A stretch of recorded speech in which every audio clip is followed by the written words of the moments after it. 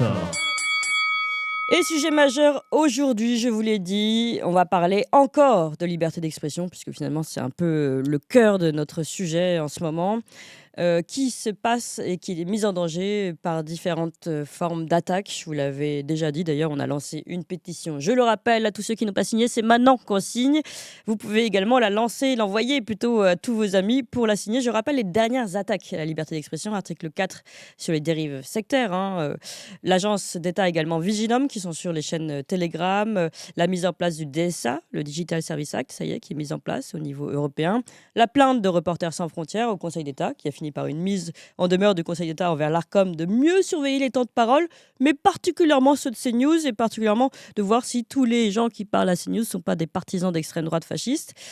Et en parallèle de ça, et là ça devient intéressant, parce qu'en fait il y a un véritable problème en effet de concentration des pouvoirs médiatiques aux mains de quelques oligarques, mais il y a aussi ici une attaque contre un média en particulier, évidemment le groupe Canal+.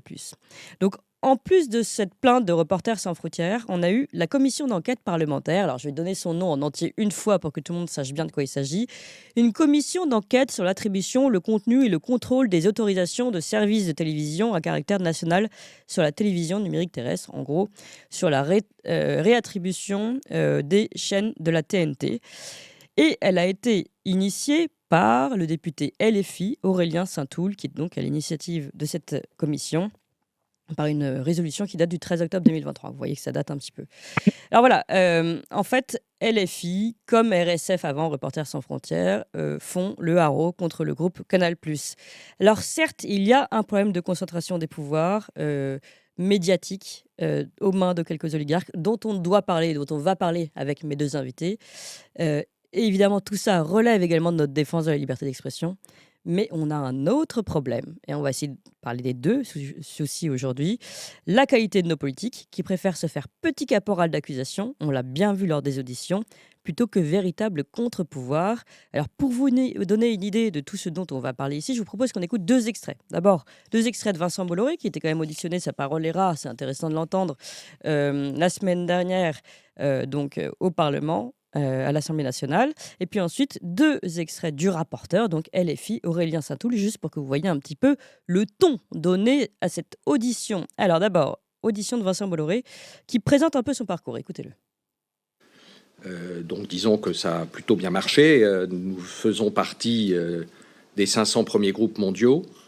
Et grâce à cette période, j'ai contribué ou j'ai pu participer à un certain nombre d'aventures industrielles fortes. On est passé du papier carbone que j'ai fermé, arrêté, au papier sachet à thé. Les sachets à thé étaient faits en tissu. Et puis, tout d'un coup, on s'est aperçu que le papier pouvait avoir les qualités mécaniques pour résister à l'attraction de la cuillère et à l'eau bouillante. Et on est devenu le numéro 1 mondial des sachets à thé. Après, on s'est lancé dans les films pour condensateurs, dont on est toujours le numéro 1 mondial. Ce sont des petits composants que vous avez dans vos appareils photo, dans vos voitures, etc. Et puis après, nous sommes devenus l'un des 5 premiers groupes mondiaux dans les transports. Nous avons investi, créé des filières, des gens, des hangars, de la logistique. Et bref, nous avons continué comme ça à travers différents secteurs parce que je pensais qu'être un groupe diversifié présentait moins de risques. Et qu'en ne mettant pas tous ses œufs dans le même panier, on avait plus de chances de s'en sortir, puisque j'avais été évidemment un peu traumatisé par le contraste entre cette jeunesse très sympathique et agréable et ce moment où tout avait failli basculer. Alors voilà, ça c'est Vincent Bolloré qui raconte son parcours de capitaine d'industrie. Là-dessus, je pense incontestable. De 800, nous sommes à passer à 80 000. Voilà, donc un parcours plutôt réussi d'industrie. Ensuite, Vincent Bolloré, toujours dans cette commission d'enquête du 13 mars, qui raconte sa mauvaise image depuis qu'il a repris le groupe Canal+, et notamment le moment où il a fermé Canal. Écoutez ça.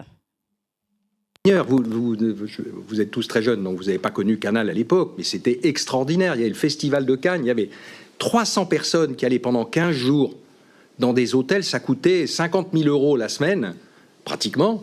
Le champagne coulait à flot. Après, quand ils avaient fini Cannes, ils allaient au rallye de Monaco. Après, ils allaient à Wimbledon. Après, ils allaient voir les élections à Washington. On a fait 400 millions d'économies, monsieur le rapporteur. 400 millions d'économies. Quand vous faites ça, vous avez une réputation atroce. En plus, tous ces gens-là, ils invitaient beaucoup de monde. Donc évidemment, le champagne coulé à flot, voilà, moi je suis le sale type là-dedans, c'est normal. Mais c'est à ça que je sers, au fond, c'est le paratonnerre, le bouc émissaire, voilà. Et qu'est-ce qu'on va dire? On va pas dire c'est horrible, il a arrêté la fête. On dit mais c'est un type affreux. Vous savez, sur le plan psychiatrique, c'est même inquiétant pour moi, parce que de temps en temps, je lis mes aventures dans des lettres, c'est affreux. Voilà, c'est affreux. Alors, Aurélien Saint-Toul, maintenant, donc le rapporteur à l'initiative de cette audition. Écoutez juste un petit peu le ton de ces questions à chaque fois, hein. Aurélien Saint-Toul pose une question à Vincent Bolloré, on écoute ça, et ensuite, on le voit poser une question à Cyril Hanouna. Ensuite, évidemment, je donne la parole à François Bousquet, Didier Maïsto. Quoi qu'il en soit, il me paraît assez évident que vos intérêts au Togo ont déterminé des choix au sein de la rédaction de Canal. Comment pourriez-vous nous prouver le contraire ? Attendez, je pense que c'est pas comme ça, c'est pas à moi de prouver le contraire. Je ne suis jamais intervenu là-dessus, j'ai jamais vu les choses dont vous me parlez, donc je peux pas prouver quelque chose que je ne connais même pas. Pardonnez-moi, je suis le plus rapide possible. Je pourrais en faire des tranches, mais je ne suis pas au courant et je peux pas vous dire ça. Donc, quand un public reportage sur le régime togolais est diffusé sur Canal, c'est tout à fait fortuitement, alors que vos pratiques pour obtenir la concession du port de Lomé ont été frauduleuses. Juste, je rappelle que la concession du port de Lomé n'est pas l'objet de cette commission d'enquête. Alors, on peut parler effectivement du reportage, du sujet. Voilà, donc là, en fait, vous entendez à la fin le président de la commission, qui lui est d'ailleurs Renaissance, mais qui, on peut le voir pendant tout le long d'audition, hein, est obligé de reprendre le député LFI, le rapporteur régulièrement parce qu'il sort de ses fonctions. Dans ces questions où il pose également des questions de en quoi croyez-vous, quelle est votre foi, enfin voilà, des questions un peu dépassées. Et dernier, allez, juste pour que vous ayez vraiment une impression de ce qui s'est passé pendant ces auditions, ça donne vraiment l'image, hein, de notre France aussi, de nos politiques, Aurélien Saint-Toul qui s'adresse à Cyril Hanouna. Crédit Mutuel et que les producteurs de cette enquête, Ah les non, ça, journalistes c'est qui se pas sont Aurélien engagés Saint-Toul publiquement, et Cyril Hanouna. Canal+ l'a envoyé à la presse. Quant on peut au arrêter montant celui-là. des amendes, je peux aussi suggérer respectueusement que vous pensiez à réduire éventuellement votre salaire. Je pense qu'il y a un petit peu de marge et vous ne priveriez pas le public de programmes de qualité. Vous avez mené contre l'ex-président du CSA, Olivier Monsieur le rapporteur, Monsieur le rapporteur, je suis pas sûr que cette précision était vraiment utile. Nous avons à peine 39 minutes là d'audition et je pense que sur ce type d'attaque personnelle, c'est pas utile parce que vous le savez en plus par expérience, ça met jamais ni les auditionnés ni les autres membres de la commission d'enquête dans de bonnes dispositions pour continuer. Donc voilà, donc la parenthèse sur le salaire, c'est pas forcément utile. Merci. Voilà, donc vous entendez encore le président de cette commission qui rappelait à l'ordre son rapporteur en lui disant que cette attaque personnelle sur le salaire de Cyril Hanouna aurait pu être évitée. Voilà, pour l'ambiance et le niveau des auditions, c'est dommage, hein, quand même, parce que ça aurait pu être très intéressant. Audition parlementaire autour donc, de ces autorisations de services de TNT.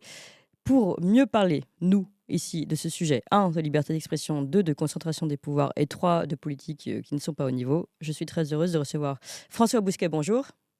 Bonjour Clémence. Et merci beaucoup d'être avec nous. Désolé, cette intro était longue, mais je trouvais ça important de faire entendre à tous ces extraits pour bien comprendre de quoi on parle et ce qui s'est passé la semaine dernière. Je rappelle que vous êtes rédacteur en chef de la revue Éléments et directeur de la Nouvelle Librairie. Bonjour à vous Didier Maïsto. Bonjour. Et je rappelle vous que vous êtes ancien patron de Sud Radio. Et à ce titre aussi, vous avez beaucoup de choses à dire. Et journaliste, chroniqueur, tocsin, évidemment. Alors, peut-être pour commencer, on va revenir sur ces auditions et le ton de ces auditions. Je commence par vous, François Bousquet. Ouais, elle est fascinante, hein. Les extraits que vous avez produits sont fascinants. On a l'impression, je ne vais pas parler de procès de Moscou, je ne vais pas parler des procès sous la terreur, on n'en est pas là, loin de là. Mais ça rappelle étonnamment la commission McCarthy. C'est la commission McCarthy qui met à la question les réalisateurs, les écrivains américains qui sont soupçonnés d'allégeance communiste. Sauf que désormais, l'allégeance est conservatrice, sinon populiste, hein. Le ton c'est un ton de procès politique, hein. Il y a un renversement de la preuve accusatoire avec la question du ton, totalement hors sujet en plus, hein. Et le ton, c'est le ton LFI.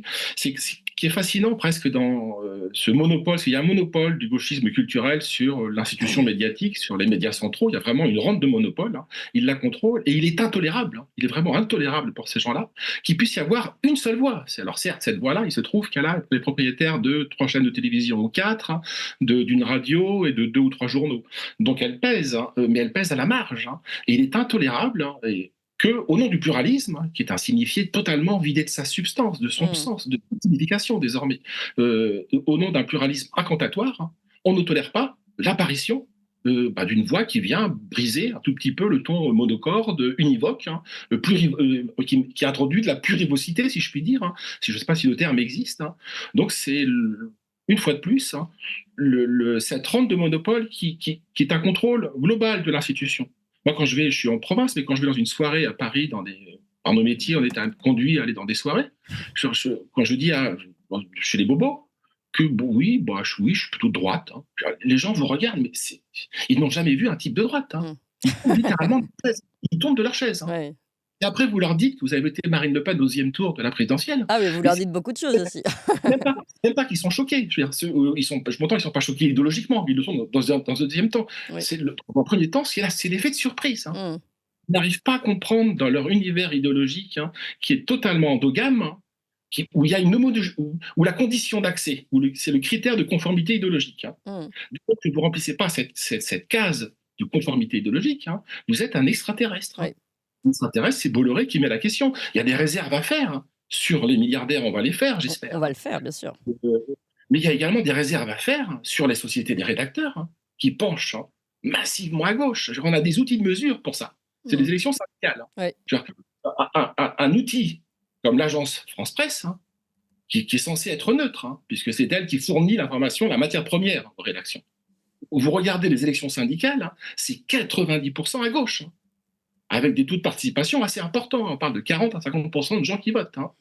Donc, il est intolérable pour ces gens-là, qui ont vraiment, je le redis, une rente de monopole, qui contrôlent, qui ont une hégémonie sur la production de la parole autorisée.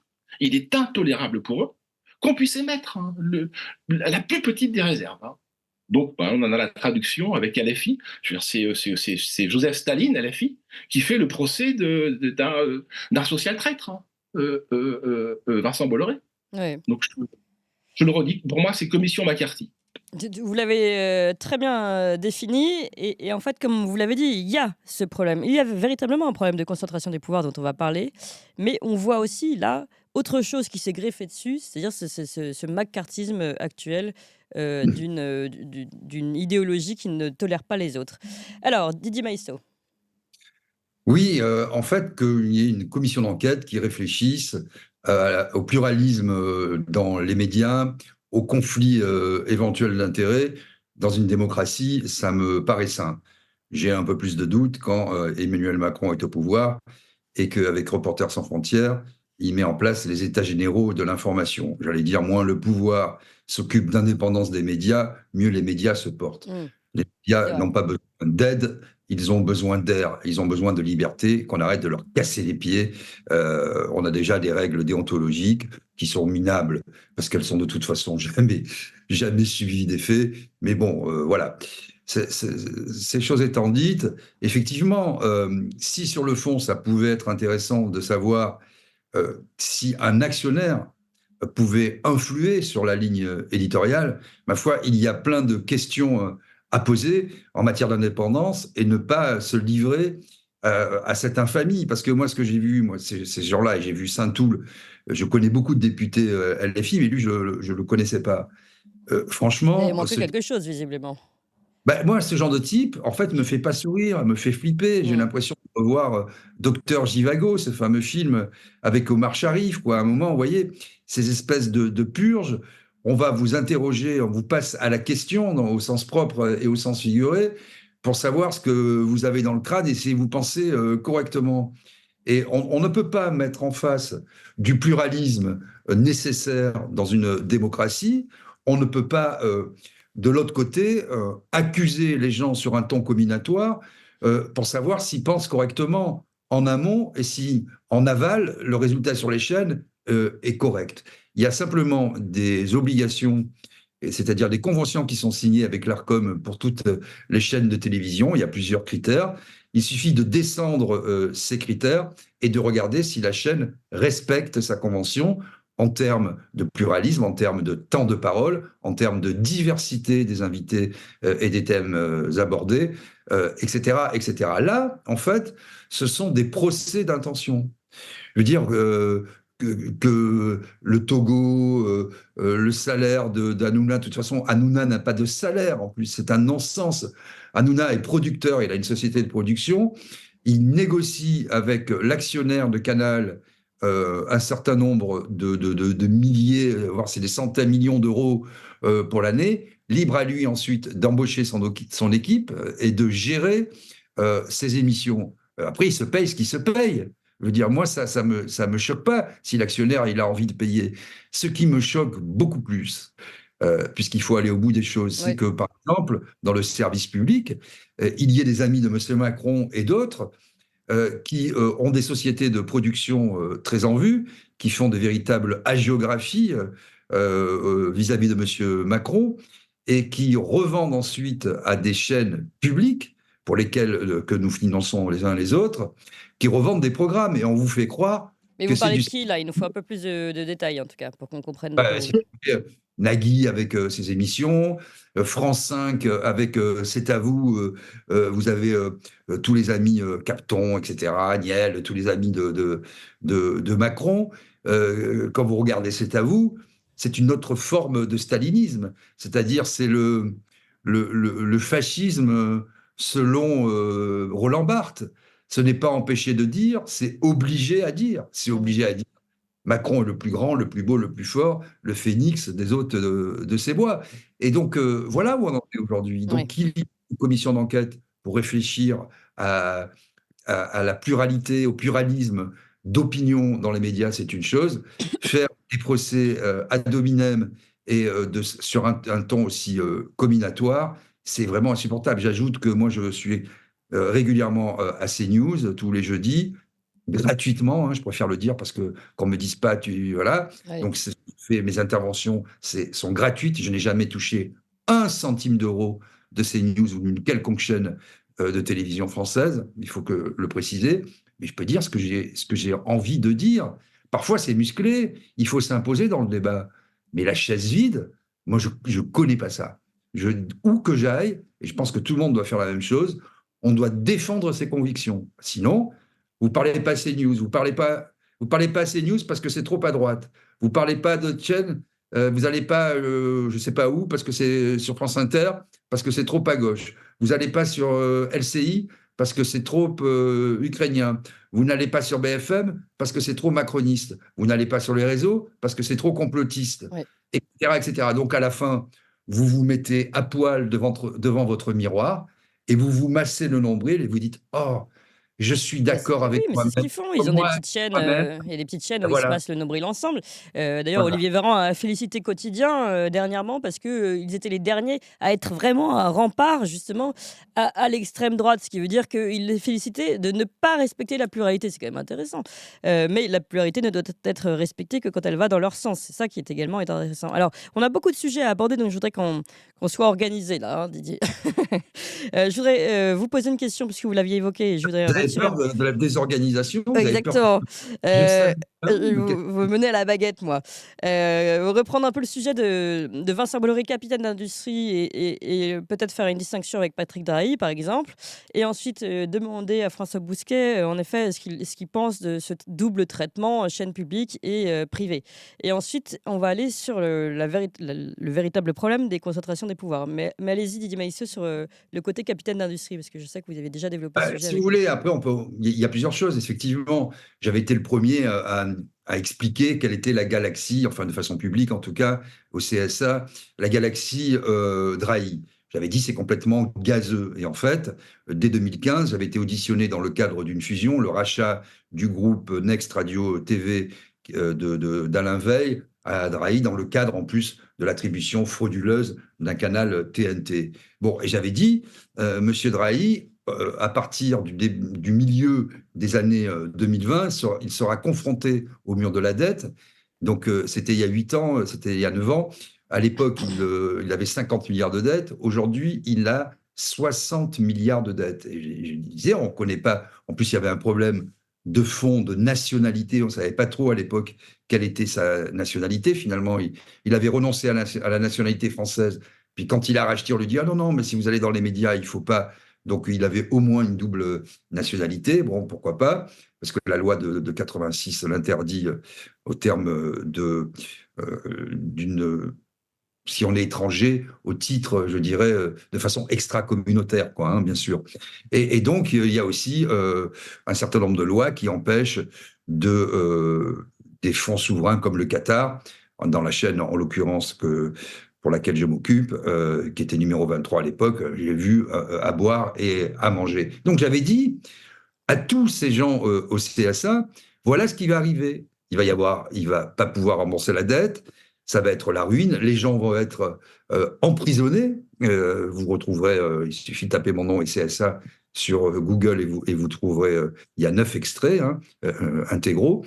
Voilà ce qui va se passer. Qu'est-ce qu'ils ont fait?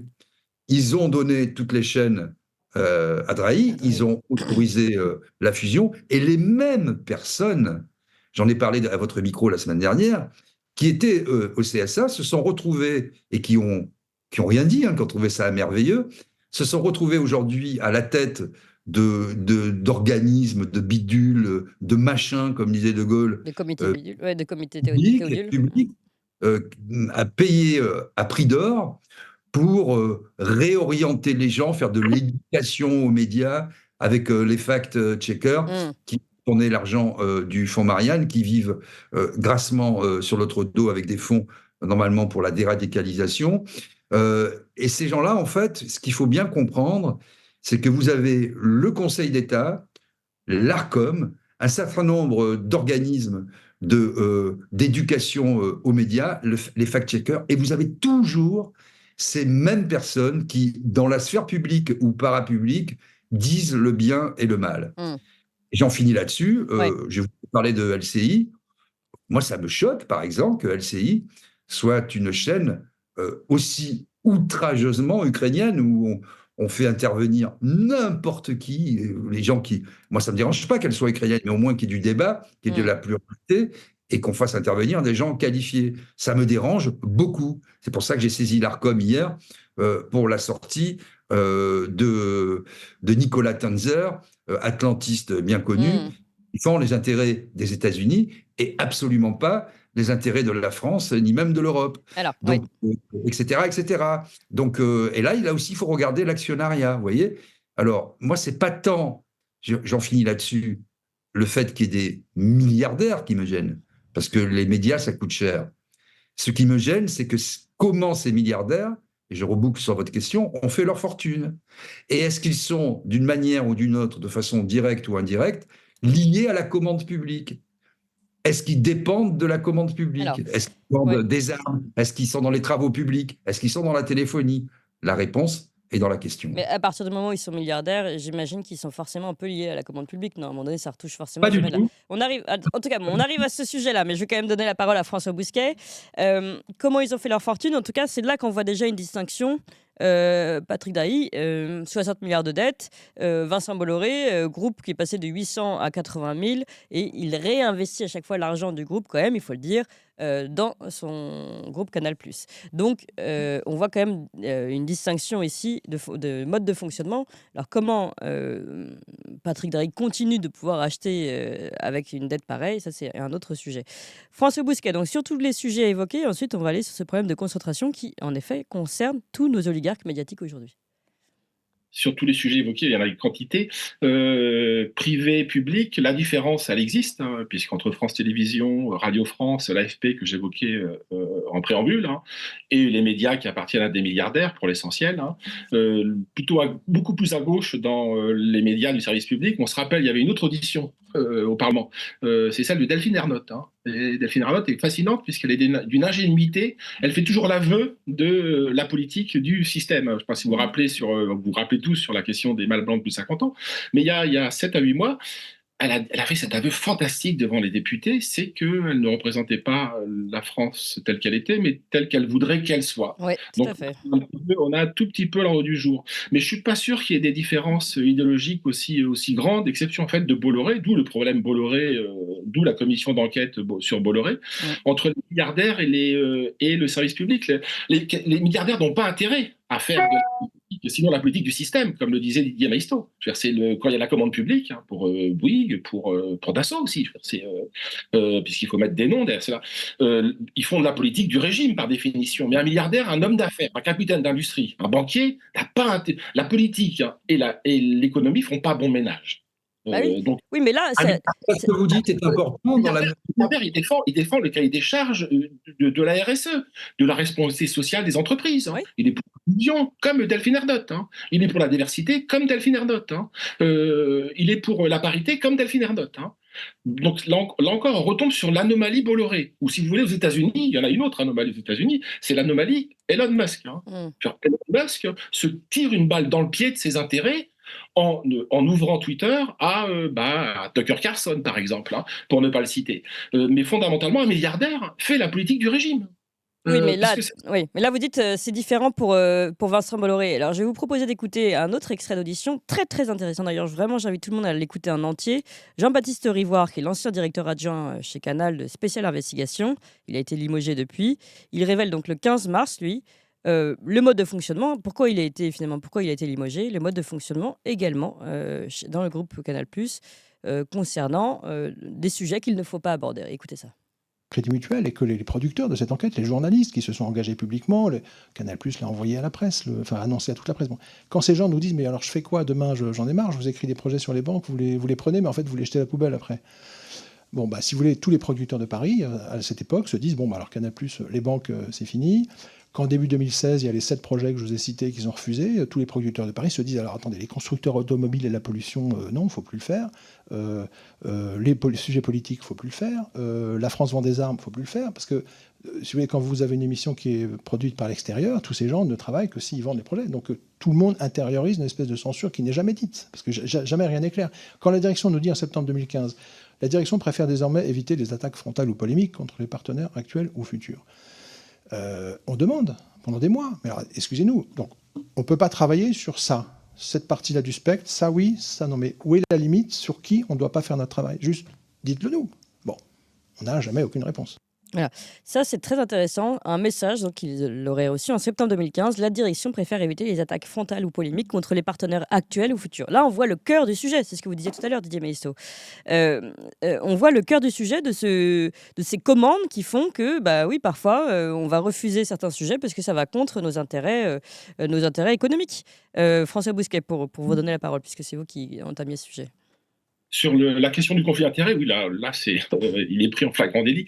Elle se pose. Hein.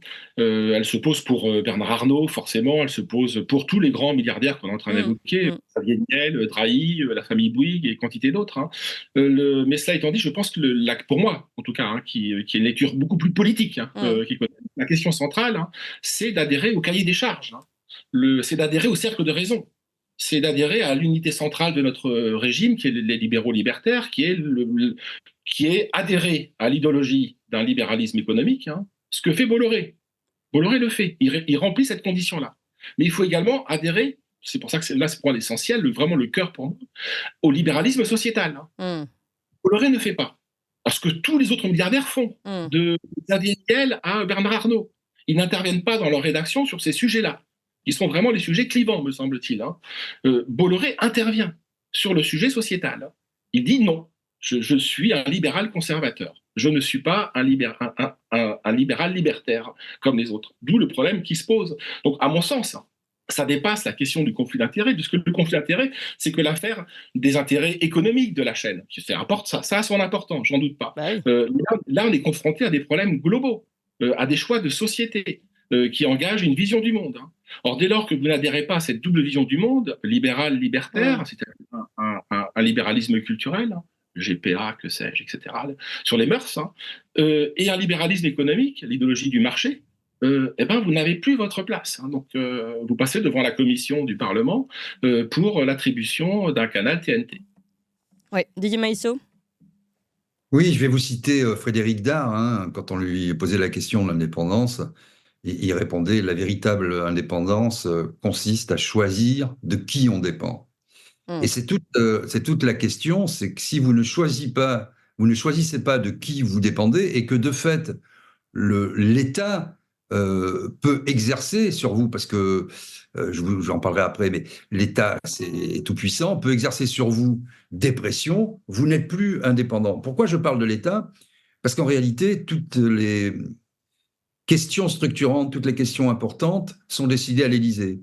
L'ORTF est toujours là, il y a eu la haute autorité, le CSA, puis l'ARCOM, mais en réalité, chaque fois que c'est important, c'est l'Élysée qui tranche. D'ailleurs, Olivier Schrammeck a fini par lâcher le morceau plusieurs années plus tard, et cette semaine, la semaine passée dans Le Figaro, à propos de la nomination de Delphine Ernotte à la tête de France Télévisions.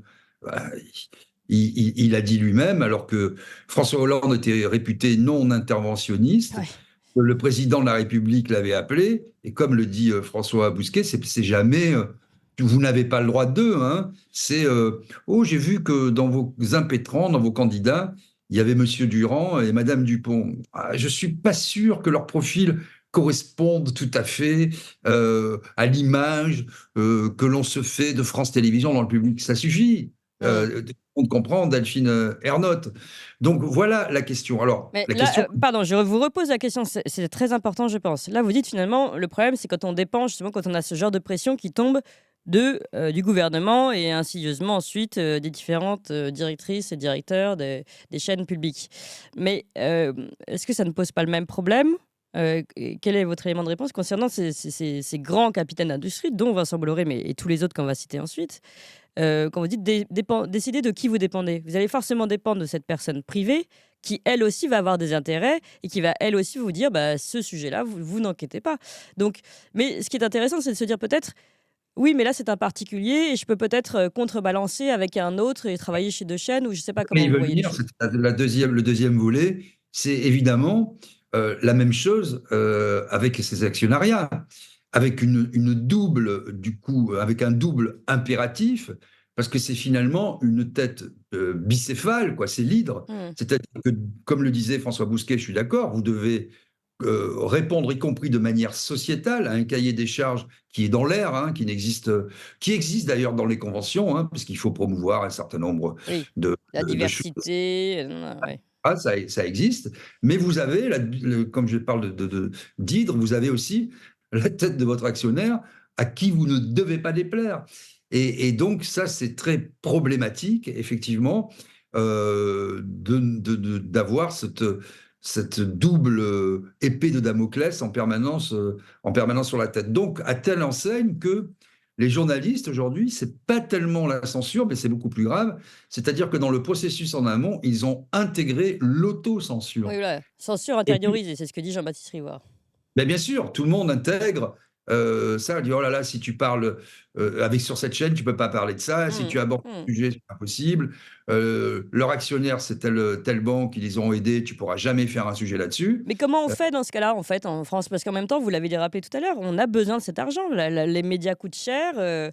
Et si on veut, dans ce cas-là, on est comme nous, mais à un niveau, vous voyez bien, ici, on nous dit encore sur le chat que ça rame. Mais oui, ça rame, mais nous, on n'a pas de moyens, en fait. On n'a pas une super méga structure. On en a encore à vous demander Ben, je vais vous dire, des abonnés réguliers. on fait son métier et on ose. Ça dure pas longtemps, hein, Oui. mais ça marche quand même. On prend des engagements dans la société et on ne se soumet pas. Et c'est comme ça que ça marche. Si vous voulez, quand vous croyez que quand Élise Lucet fait ses sujets, Delphine Ernotte et tout le staff de direction applaudissent? Ils applaudissent pas, hein, ils sont terrorisés. Mais comme elle a une image dans le public et comme ou complément d'enquête, etc., ils continuent à faire leur job. Après, on peut dire c'est orienté, pas orienté. Enfin, ils en donnent un peu Oui. pour tout le monde. En tout cas, moi, je pense qu'ils font du bon boulot. Il faut pouvoir s'imposer. Alors évidemment, cette liberté, Ouais, mais elle a pas de prix, elle a un coût. Et à la fin, vous finissez souvent à la porte avec des procès, c'est mais ça. vous faites votre boulot. Et il faut concevoir que aujourd'hui, on peut plus faire. Si on choisit, c'est important ce que je vais vous dire là, et tout le monde doit y réfléchir, y compris les jeunes journalistes. Quand on choisit de faire ce métier de journaliste, soit on se bat pour la vérité des faits, soit on se bat pour avoir son cul sur un fauteuil et ses week-ends et c'est ticket restaurant. Ouais. C'est pas le même métier. Ouais, c'est ça. Et c'est C'est pas bon, le même c'est bon de métier. le retenir. Ceux qui, en général, sont dans une situation confortable ont peut-être accepté quelques compromissions, soumissions et tout. C'est pas le cas de tout le monde, évidemment. François Bousquet. Ouais, il y a un autre pouvoir qu'on n'évoque pas dans la presse. Alors, le pouvoir des milliardaires est évident, puisqu'ils contrôlent toutes les structures ou l'essentiel des grosses structures, hein. Mais il y a quand même un autre pouvoir, et là encore, je ne vais pas revenir à Bolloré, mais Bolloré nous l'a montré, ce pouvoir, hein. Et pour la première fois, il a fait un rapport de force avec lui. C'est la société des rédacteurs, hein. Ouais. Ce qui est une puissance. Je veux dire, quand Libération, les auditeurs, les téléspectateurs le savent peut-être pas, mais il y a ce qu'on appelle une clause de conscience, hein, pour les journalistes, hein, et qui est une particularité, un avantage, hein, qui s'offre aux journalistes, hein, quand un journal ou une télé, que sais-je, est racheté par un nouvel actionnaire, hein. Libération, c'est un carrousel d'actionnaires Mmh. depuis 30 ans. Jamais les journalistes, ou rarement, font jouer la clause de conscience, hein, parce que l'actionnaire intervient assez peu dans la rédaction, en vérité. C'est la société des rédacteurs qui a le pouvoir, hein. Et Bolloré nous a montré une chose assez intéressante à 2 reprises, hein. C'est qu'il a introduit un rapport de force avec la société des rédacteurs à l'époque où il rachète, hein, où il reprend Canal et il reprend iTélé. Et quand iTélé va devenir CNews, hein, bah, il fout dehors la rédaction. Mmh. Il offre à la rédaction des conditions économiques de départ assez avantageuses, hein, mais il fait un rapport de force avec elle. Il fait la même chose au JDD. Au JDD, il montre, hein, qu'il y a aussi un pouvoir dans la presse dont on parle assez peu, hein, la société des rédacteurs. Un journal comme Le Figaro, où il y a un actionnaire, hein, pas majoritaire, je crois qu'il est quasi unique, la famille Dassault, où il y a dans l'organigramme, hein, ceux qui chapeautent la rédaction du Figaro, des choix plutôt libéraux, conservateurs, un peu de l'ordre de ceux de CNews, hein, qui ne sont pas tout à fait les miens, hein, je veux dire, au passage, hein. Mmh. Mais la rédaction n'est pas alignée. La société des rédacteurs n'est pas alignée. Je veux dire, elle peut rappeler à l'ordre des journalistes comme Eugénie Bastier. C'est déjà arrivé au sein du Figaro. Enfin, Donc c'était je veux plutôt Éric Zemmour qui avait été non, rappelé à l'ordre. et avant Éric Zemmour, Mmh. exactement. C'est aussi une puissance, hein. Bien C'est sûr. aussi une puissance idéologique, hein. Il faut prendre en compte, hein, ces 2 pouvoirs, hein, Ouais. au sein Ouais. des médias centraux. L'actionnaire, qui est un pouvoir de fait, hein, mais également c'est des rédacteurs, hein, qui est un pouvoir idéologique assez considérable et devant lequel, en général, les milliardaires se couchent, hein. Exception faite de Bolloré. Ouais, ce qui montre aussi cette image d'Attila pour rappeler ce qu'il disait. Je vous propose pour conclure qu'on écoute Jean-Baptiste Rivoire, toujours le 15 mars 2024, sa conclusion lui-même concernant la mainmise de Bolloré, mais dit il n'y a pas que lui. Écoutez. Les gens prennent des risques, ils parlent devant une caméra, ils ont peur d'être outés, des fois on garantit l'anonymat, etc. Donc, si vous voulez, tout le monde est en danger dans ce système. Les sources, les journalistes, tout le monde est discrédité. D'ailleurs, voilà, il a arrêté de faire de l'investigation, c'est plus cohérent. Mais le problème, c'est que l'investigation, c'est le journalisme, en fait. Si vous faites plus d'investigation, alors vous faites quoi? Vous faites des débats, des polémiques. Enfin, on est quand même là pour apporter de l'information. Et ça n'intéresse pas beaucoup, j'ai l'impression, quand même.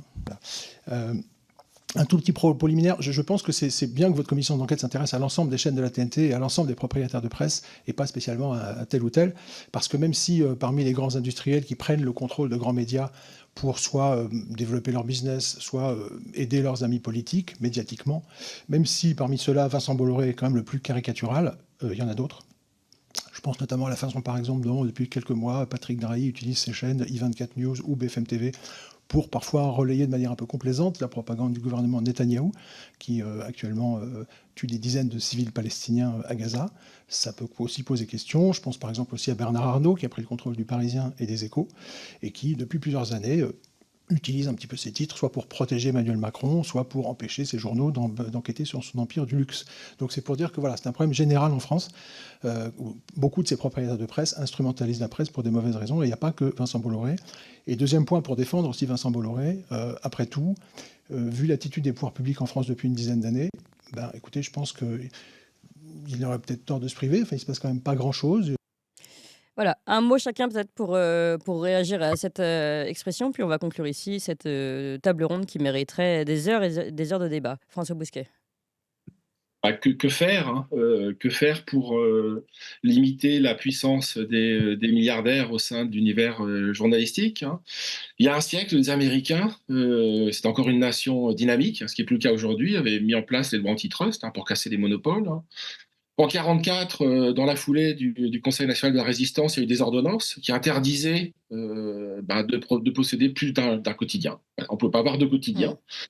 Ils n'avaient pas prévu malheureusement la possibilité d'un quotidien, de 3 radios et de 4 chaînes de télévision, ce qui est la configuration qui est la nôtre aujourd'hui. Est-ce qu'on a un plan B?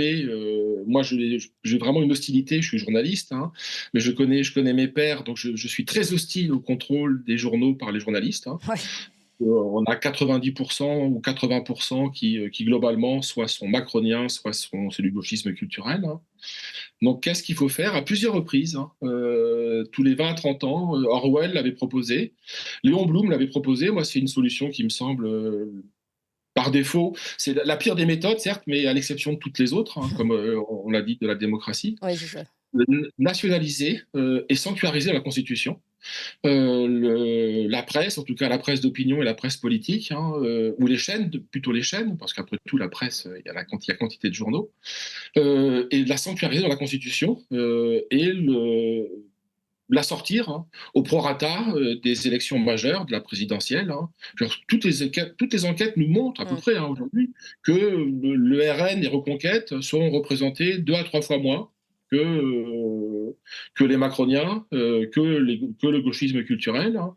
Donc le seul moyen, me semble-t-il, hein, d'essayer d'introduire un équilibre, hein, dans la presse, hein, c'est de sanctuariser dans la Constitution une proportionnalité politique, hein, qui serait basée sur les élections majeures sur lesquelles il y a le moins d'abstention, qui est la présidentielle.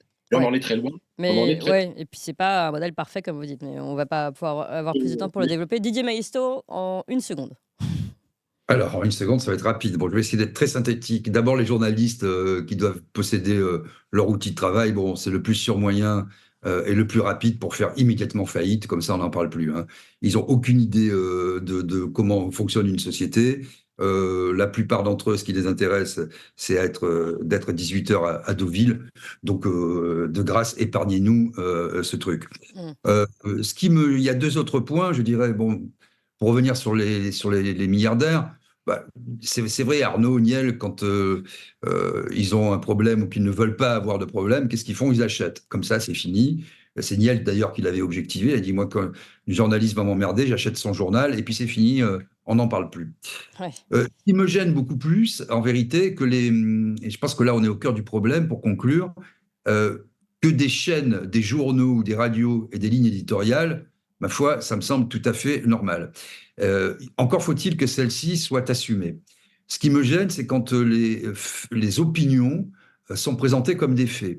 Et il y a un spécialiste de ça sur la presse écrite. Dans la presse écrite, c'est Le Monde, complètement monogame, avec une société des rédacteurs, où les gens prennent des airs. Vous avez Cagé... Le Monde qui a réussi à titrer de manière très objective, hein, Emmanuel Macron, la colombe devenue faucon. C'est très, très objectif. Voilà. Et donc, vous avez de l'autre côté, prenons sur la chaîne, parlons que de la télé, vous avez BFM qui, évidemment, présente les choses comme étant neutres, objectives, etc. On voit déjà qu'il y a un angle et que c'est déjà une opinion. Quand vous avez les Duhamel qui vous font des analyses politiques, enfin, je veux dire, on voit de quel bois ils sont faits et on sait à quoi s'attendre. Ouais. Donc, que les gens assumez votre position. Leur point de vue, ils disent, voilà, moi je suis social-libéral, je suis socialiste, je suis d'extrême gauche, je suis ce qu'on veut, conservateur, néolibéral, mais voilà ma ligne éditoriale. Qu'on ne me dise pas, ah non, mais moi, c'est l'information, je suis au-dessus de la vérité, et ça, c'est la pire des orientations, parce que ça induit le public en erreur, et ça lui fait prendre des vessies pour des lanternes, et on se retrouve ensuite à la tête de l'État avec Macron, avec toutes ses conséquences. Merci beaucoup Didier Maisto, presque à peine 1 minute. Merci beaucoup Didier Maisto, ancien patron de Sud Radio. Merci François Bousquet, rédacteur en chef de la revue Éléments, directeur de la Nouvelle Librairie. On a dépassé, mais c'est à cause de mes extraits en fait. Vous voyez, mais c'était intéressant en même temps. C'est votre faute, Clément. Ben non, mais ça c'est sûr que c'est de ma faute. Prenez-moi la comédie humaine et faites-moi une brève, s'il vous plaît. Exactement. Non, mais voilà, les extraits de ces auditions, mais qui étaient en même temps très parlants, et c'était intéressant de les entendre, je pense, pour vous, pour comprendre un peu l'ambiance du moment.